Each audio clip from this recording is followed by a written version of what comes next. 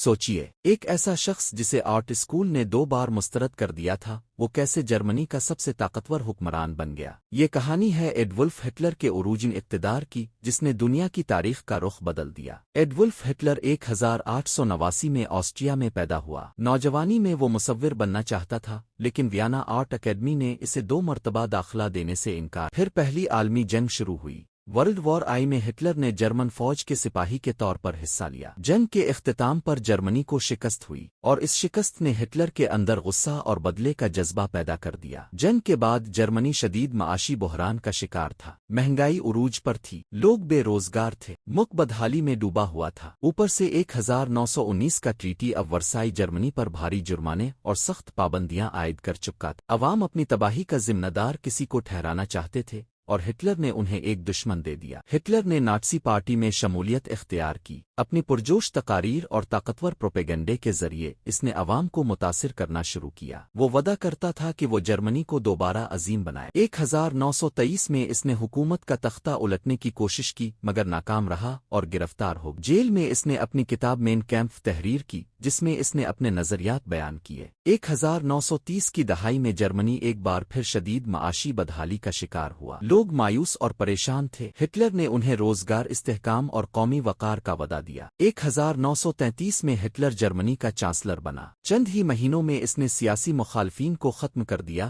اور تمام اختیارات اپنے ہاتھ میں لے لیے۔ جرمنی ایک جمہوری ریاست سے آمریت میں تبدیل ہو گیا۔ ہٹلر کا عروج ہمیں یہ سبق دیتا ہے کہ جب معاشی بحران، عوامی غصہ اور طاقتور پروپیگنڈا اکٹھے ہو جائیں تو تاریخ کا دھارا بدل سکتا۔ بعد ازاں اسی قیادت نے دنیا کو ورلڈ وار 2 کی طرف دھکیل دیا، جو انسانی تاریخ کی سب سے ہولناک جنگ ثابت ہوئی۔